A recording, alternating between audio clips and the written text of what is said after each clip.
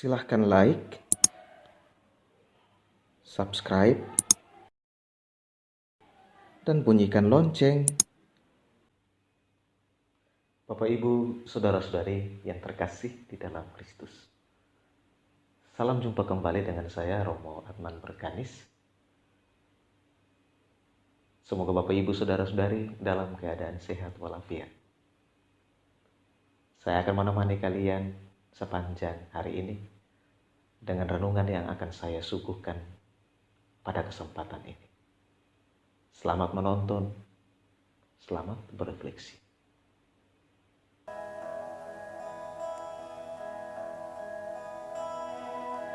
Bapak, Ibu, Saudara-saudari yang terkasih di dalam Kristus.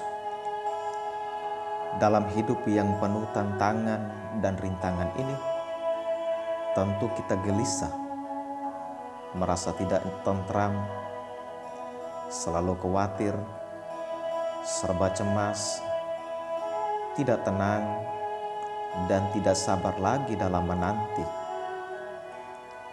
Betapa melegakan jika kita mendengar kata-kata Yesus sendiri. Janganlah gelisah hatimu, percayalah kepada Allah, percayalah juga kepadaku. Yesus tahu bahwa para muridnya merasa khawatir, cemas, bila ditinggal sendiri tanpanya.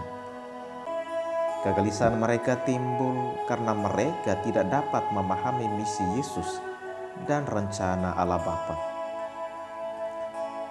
Kegelisahan yang dikatakan Yesus menyangkut kegelisahan batin, karena mereka mengalami perasaan ditinggalkan Allah. Kegelisahan ini merupakan kegelisahan akan keselamatan. Karena itu, Yesus mendorong mereka untuk tidak gelisah, melainkan mesti tetap percaya kepada Bapa dan kepadanya. Yesus bersaksi bahwa di rumah Bapaknya terdapat banyak tempat tinggal. Yesus menyatakan alasan ia pergi kepada Bapa adalah untuk menyediakan tempat untuk muridnya. Yesus pergi bukan berarti ia melarikan diri karena takut dengan hidup di dunia.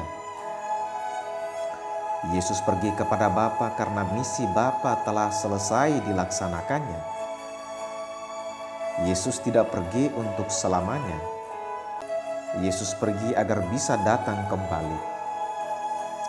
Yesus bahkan berjanji bahwa ia akan datang kembali untuk menjemput dan membawa mereka ke tempat di mana ia tinggal. Yesus ingin agar di tempat di mana ia tinggal, para muridnya pun tinggal bersama dengannya. Yesus sangat yakin bahwa kemana ia pergi, para murid tentu tahu jalan ke sana. Namun, para murid tidak memahami maksud Yesus.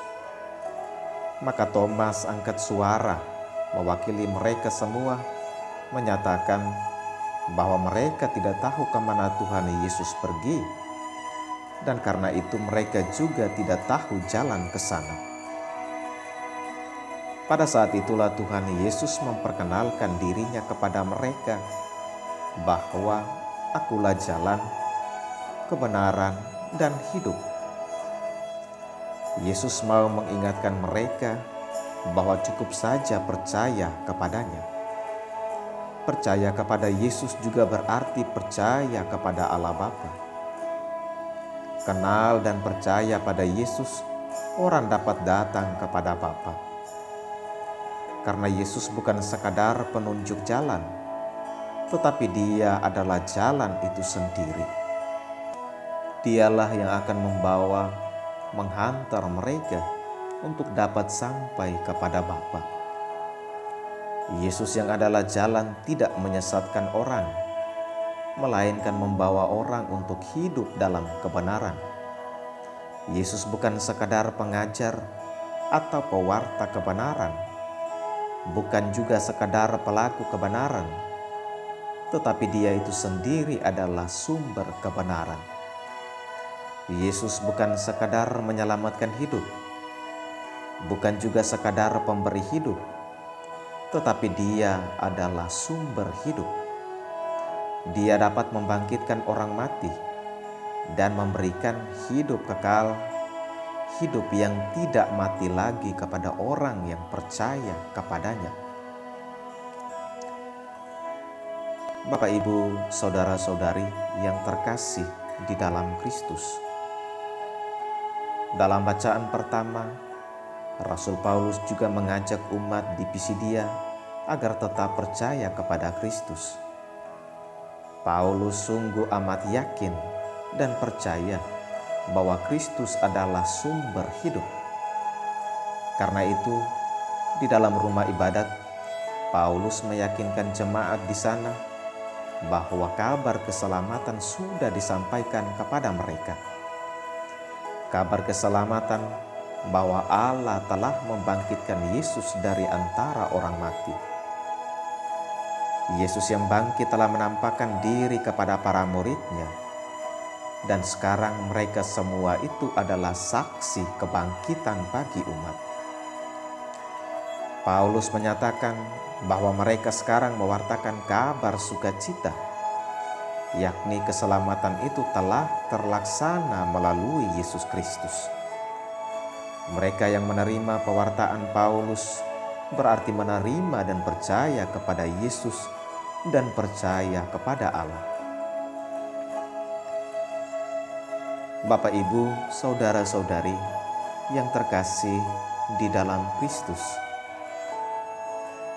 Hidup terisolasi di rumah oleh adanya pandemi COVID-19 ini membuat kita gelisah, merasa tidak tentram, selalu merasa khawatir, serba cemas, tidak tenang, dan tidak sabar lagi dalam menanti. Kita ingin pandemi ini cepat berlalu dari hidup kita, juga dari ingatan kita. Kita gelisah karena kita merasa sendirian menanggung beban ini tanpa Kristus. Kita merasa ditinggalkan Kristus. Kita gelisah karena Kristus tidak ada di hati kita. Kita gelisah akan keselamatan. Melalui Injil hari ini, Tuhan Yesus juga mendorong kita untuk tidak tinggal lama dalam kegelisahan, tetapi mesti tetap percaya kepada Allah Bapa dan kepadanya. Tuhan Yesus menyadarkan kita bahwa hidup ini bukan milik kita, dan kita pun bukan berasal dari dunia ini. Hidup adalah perjalanan dari Allah dan kembali kepada Allah. Karena itu, Yesus juga bersaksi kepada kita bahwa di rumah Bapanya ada banyak tempat tinggal buat kita. Yesus mengingatkan kita bahwa Ia pergi, tetapi tidak meninggalkan kita sendirian mengarungi hidup ini. Yesus pergi untuk menyediakan tempat bagi kita yang percaya kepadanya. Yesus akan datang kembali menjemput kita dan membawa kita tinggal bersama-sama dengannya. Yesus juga mengingatkan kita bahwa Ia adalah jalan, kebenaran, dan hidup. Yesus dapat membawa setiap orang berdosa kepada Allah yang kudus melalui wafat, sengsara, dan kebangkitannya. Yesus meminta kita untuk meninggalkan jalan lama yang mana bukan jalan Tuhan, yang akan membawa kita pada kehancuran hidup. Tuhan mengajak kita untuk mengikuti jalan baru yang menjanjikan keselamatan. Kita diajak untuk selalu berjalan di jalan yang adalah Kristus sendiri. Kristus bukan saja penunjuk jalan, tetapi Dia adalah jalan itu sendiri. Kristus akan membawa dan menghantar kita sampai kepada Bapa. Kristus yang adalah jalan tidak menyesatkan kita, tetapi akan membawa kita untuk hidup dalam kebenaran, karena Dia adalah sumber kebenaran. Kristus yang adalah jalan akan membawa kita untuk menemukan hidup yang berkelimpahan. karena Dia adalah sumber hidup. Kristus akan memberikan hidup bagi kita yang percaya kepadanya. Seorang ahli meditasi, Eknat Eswarah, mengatakan bahwa hidup itu bukan untuk berlari, tapi untuk dihidupi dan disyukuri. Hidup kita ibarat layang-layang, butuh benang, semacam pegangan. Jika tidak ada pegangan, maka hidup akan putus, koyak, dan jatuh seperti layang-layang terpisah dari benangnya. Kita perlu menyadari bahwa layang-layang kehidupan kita tak selamanya harus melayang di angkasa. Ada saat untuk beristirahat, ada saat mengisi bahan bakar, di mana hidup kita harus menyisihkan waktu untuk kembali ke sumber hidup sejati, karena kita adalah peziarah. Sediakan waktumu untuk berteman dengan Tuhan, untuk berjalan bersama Tuhan, dan untuk menyembah Tuhan.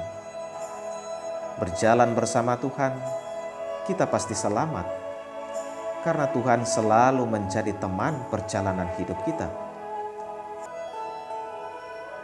Marilah kita percayakan seluruh hidup kita kepada Tuhan, karena Tuhanlah nahkoda atas hidup kita. Tuhan selalu setia menemani kita dengan jalan-jalan. Marilah kita serahkan segala apa yang ada dalam diri kita. Kita berikan semuanya kepada Tuhan, dan kita percaya bahwa Tuhan akan selalu berjalan bersama kita hingga sampai di akhir tujuan hidup kita. Amin. Selamat pagi dan selamat berkarya. Jaga kesehatan dan stay at home. Salve. Tuhan memberkatimu sekalian.